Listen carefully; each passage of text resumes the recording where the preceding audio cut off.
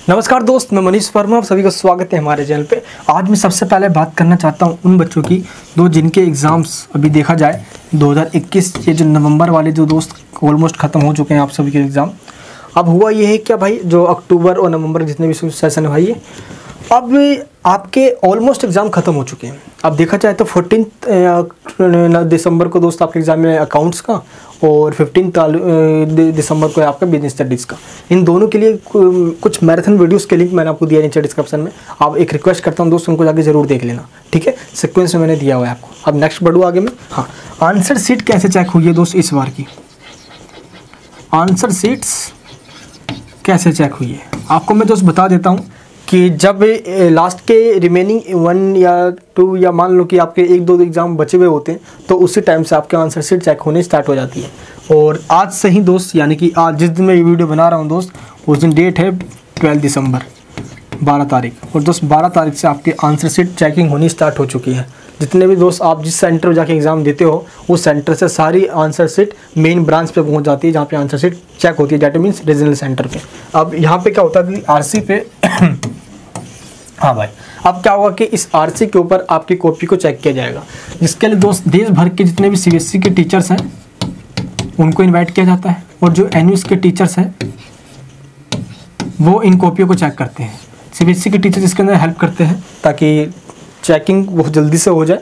Plus जो CBSE के teachers हैं दोस्त, वो उनका रेगुलरली बच्चों को पढ़ाना होता है तो काफ़ी इजीली हो जाता है कॉपी चेकिंग करने में। क्योंकि दोस्त एनयूएस भी एक नेशनल बोर्ड है, इसलिए सीबीएसई और एनयूएस के टीचर्स मिलकर इसको चेक कर रहे होते हैं। लेकिन एनयूएस के टीचर्स यहाँ पे पूरा उसको एक बार देते हैं निरीक्षण करना है।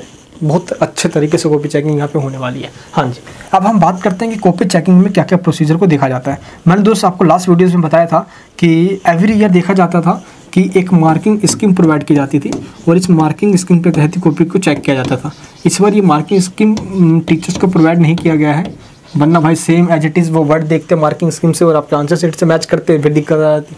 इसलिए अब यहाँ पे कि आपको प्लस पॉइंट है कि मार्किंग स्कीम इस बार प्रोवाइड नहीं की गई है। टीचर्स अपने ही बेस पे चीज़ों को, आंसर को चेक करेंगे। अब यहाँ पे दोस्त क्या हुआ कि जितने भी स्टूडेंट्स हैं उनको हम 3 कैटेगरीज में पहले डिवाइड करते हैं। उनको 3 कैटेगरीज में हम क्या करते हैं दोस्त, डिवाइड करते हैं। इस वीडियो को एंड तक देखना दोस्त, सब कुछ बता दूंगा आपको, ठीक है। क्योंकि यहाँ पे हमारा जो मुद्दा है वो ग्रेस मार्किंग को लेकर है कि ग्रेस मार्किंग मिलेगा कि नहीं मिलेगा। मैंने दोस्त आपको बताया था पिछली वीडियो के अंदर कि ग्रेस मार्किंग इसमें मिलने जा रहा है आप सभी को।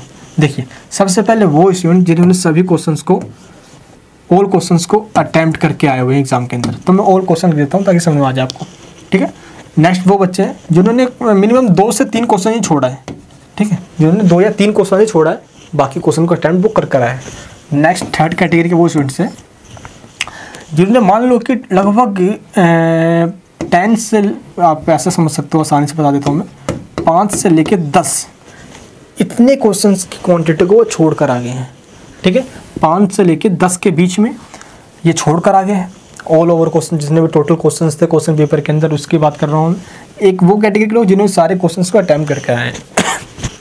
अब वो बात अलग है भाई, वो कैसे भी करके आए लेकिन करके आ गए हैं, या जिन्होंने 2 या 3 क्वेश्चन छोड़ दिया एग्जाम के अंदर। सबसे पहले बात करता हूँ मैं इन वाले बच्चों की। दोस्त इनके साथ क्या होगा कि इन बच्चों को ग्रेस मार्किंग का जो फॉर्मूला है तो कम से कम बता रहा हूँ दोस्त, 5 से लेकर 10 नंबर तक, 5 to 10 मार्क्स इन बच्चों को ग्रेस मार्किंग का फ़ायदा मिलने वाला है। ऐसा इसलिए क्योंकि जब टीचर्स कॉपी चेक कर रहा होता है, अगर आंसर शीट खाली है तो वो वहाँ पे मार्क्स नहीं दे सकता। कैसे देगा? अब ग्रेस मार्किंग का मतलब क्या होता है भाई, जहाँ पे भी आपने लिखा तो है लेकिन टीचर चलो भाई किस तरह से आपकी हेल्प कर दे, आपने कुछ तो लिख कर आए हुए हो। अब यहाँ पे क्या मिलेगा इन बच्चों को फ़ायदा? मान लो कि बाई चांस आपने क्वेश्चन नंबर 23 किया है या क्वेश्चन नंबर आपने 16 किया है। क्वेश्चन नंबर 16 के अंदर आपने जो आंसर लिखा है वो आंसर आपके जो क्वेश्चन में पूछा गया है उससे हल्का फुल्का ही मिलता जुलता है, और वो क्वेश्चन नंबर मान लो कि 4 मार्क्स में क्वेश्चन पूछा गया, तो टीचर क्या करेगा, आपको 4 में से 2 मार्क्स या 1.5 मार्क्स तो जरूर दे देगा। अब जरा सोचो दोस्त, अगर ऐसे ही और भी क्वेश्चंस आप थोड़ा बहुत बनाकर आए हो और 2 या 1.5 नंबर आपको ऐसे मिल जाते हैं तो टोटल उनका किया जाए तो पासिंग मार्क्स का बिल्कुल नज़दीक पहुंच जाओगे। आप फेल होगे कैसे? इन बच्चों को सबसे ज़्यादा फायदा होने वाला है ऑल क्वेश्चंस वाले। अब थोड़ा बात करते हैं इनकी।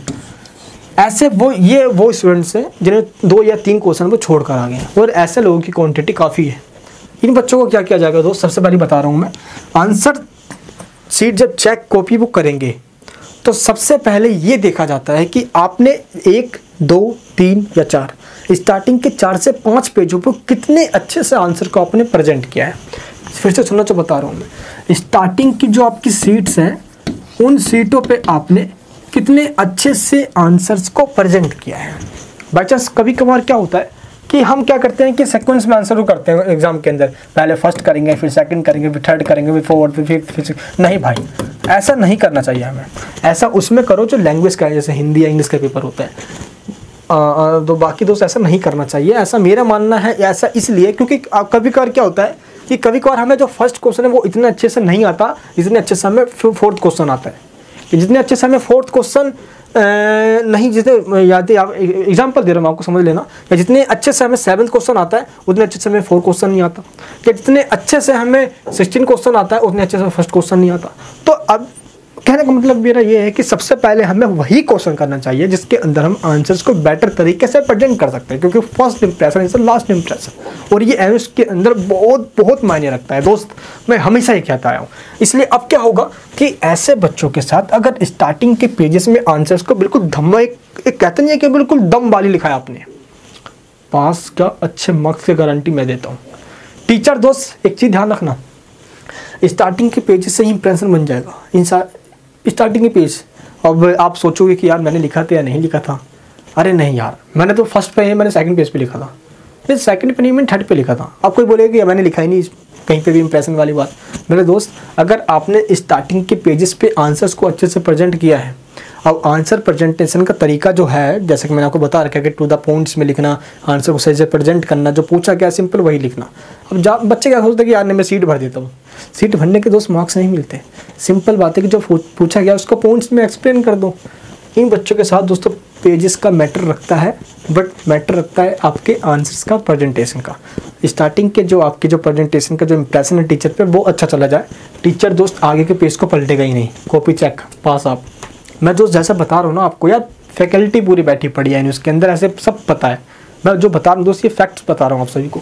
अब इन बच्चों पे आते हैं। इन बच्चों के साथ क्या है, ग्रेस मार्किंग का जो सिस्टम है वो इन बच्चों को भी मिलेगा, मैं पहले बता देता हूँ मैं। लेकिन जो 5 to 10 मार्क्स का फ़ायदा इनको मिलने वाला है, इनको as compare to 5 to 7 marks का फ़ायदा मिल जाएगा, 5 to 7 मार्क्स का। और दोस्त इन बच्चों को 3 to 5 मार्क्स का ग्रेस मार्किंग मिल सकता है, जिन्होंने 5 से लेके 10 यानी कि 5 से लेके 10 के बीच में इन्होंने कोई क्वेश्चन छोड़ दिए थे। यानी कि मतलब मेरा ये है कि मान लो किसी ने 6 क्वेश्चन छोड़ कर आ गया, किसी बच्चे ने 7 क्वेश्चन छोड़ दिए, किसी ने 9 क्वेश्चन छोड़ दिए, किसी ने 5 क्वेश्चन छोड़ दिए, किसी ने 10 के 10 क्वेश्चन छोड़ दिए पूरे पेपर। मान लो 30 क्वेश्चन आया, या मान लो 28 क्वेश्चन आया, या 22 क्वेश्चन है, जिनमें 10 क्वेश्चन छोड़ ही दिए। तो उन बच्चों के पास ये क्या है, 3 से 5 नंबर का ही ग्रेस मार्किंग मिलेगा। लेकिन दिक्कत यहाँ पे ये हो जाती है कि आपने जो आंसर्स लिखा है वो आंसर्स, मान लो दोस्त कि एक एग्जांपल देता हूँ मैं आप सभी को कि टोटल मान लो आए हैं 22 क्वेश्चन पेपर में। मैं एग्जांपल दे रहा हूँ आप सभी को, कोई सा भी क्वेश्चन आप ले सकते हो। और 22 में से आपने क्या किया है, एग्जांपल ले लो, आपने दोस्त 7 क्वेश्चन छोड़ ही दिया है। आपने 7 तो छोड़ दिया। अब जब आपने 7 छोड़ ही दिया है तो 7 नंबर जो 7 क्वेश्चन के जो टोटल मार्क्स हैं अब उसको भी माइनस कर लो। उसका तो अब वो आपका तो उसमें से कुछ मिलने ही वाला नहीं है।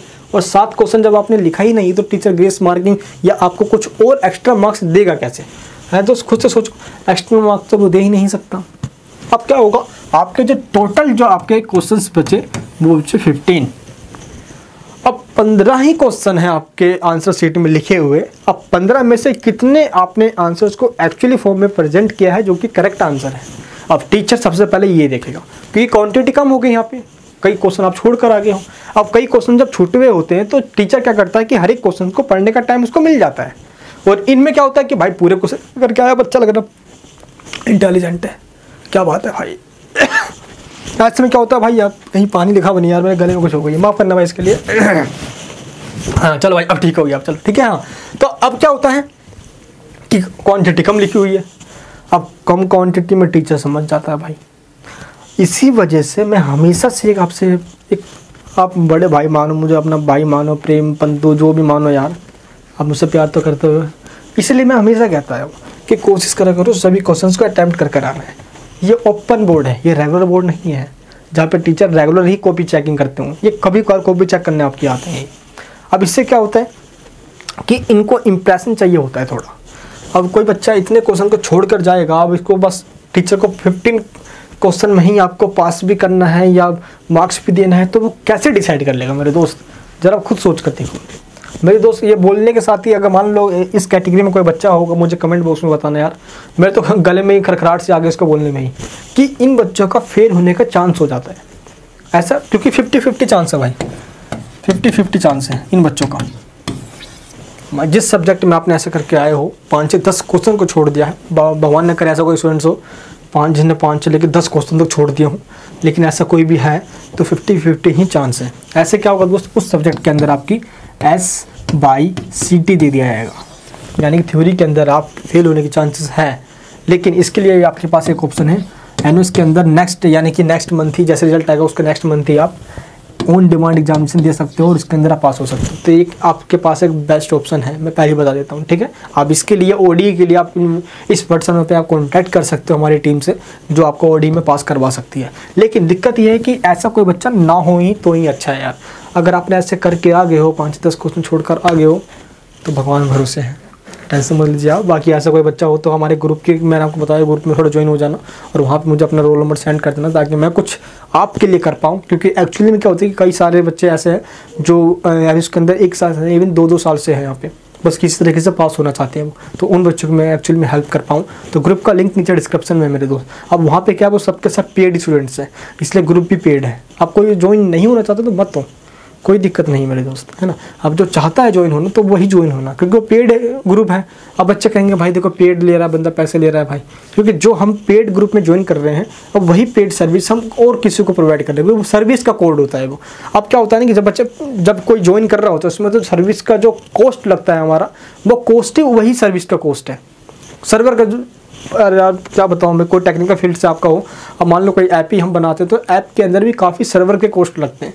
अब उस कॉस्ट को हम पे करना पड़ता है भाई, इसलिए वरना सारे काम तो फ्री ऑफ कॉस्ट ही कर सकता हूँ भाई।